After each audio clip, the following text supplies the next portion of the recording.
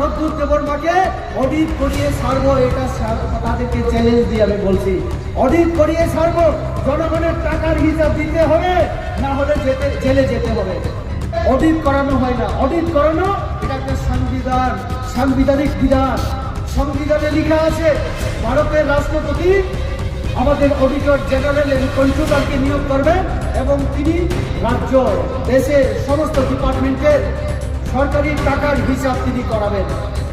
উনার দপ্তর আমাদের গভর্নরকে চিঠি লিখেছিলেন যে ত্রিপুরা রাজ্যে এডিসিতে মথার সরকার অডিট করায় না, আর্থিক শৃঙ্খলা নেই, তারপরে তারা এখানে করাচ্ছে না। আমরা বিজেপির তরফ থেকে, জনজাতি মোর্চার তরফ থেকে আমরা ডেপুটেশন দিয়েছিলাম, জোনাল সাব জোনাল চার্জশিট দাখিল করে, কিন্তু আজও সেই অডিট তারা করায়নি। আমি এখানে দাঁড়িয়ে আবার বলতে চাই যে এডিসির মাথা প্রদ্যুৎ দেববর্মাকে অডিট করিয়ে ছাড়বো, এটা তাদেরকে চ্যালেঞ্জ দিয়ে আমি বলছি। অডিট করিয়ে ছাড়বো, জনগণের টাকার হিসাব দিতে হবে, না হলে জেলে যেতে হবে। জেলে যাওয়ার জন্য প্রস্তুত থাকো, না হলে অডিট করে রিপোর্ট জমা করো, কারণ এটা সংবিধানে লেখা আছে।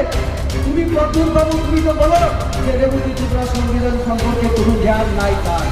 আমি না হয় সংবিধান জানি না, কিন্তু তুমি তো রাজা, তুমি তো সংবিধান জানো, তুমি তো পড়াশোনা শিক্ষিত, তো তাহলে এটা তোমার খেয়াল রাখা দরকার।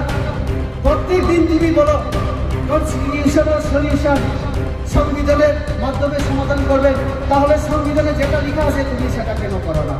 অডিট করাতে হবে, নইলে জেলে যেতে হবে।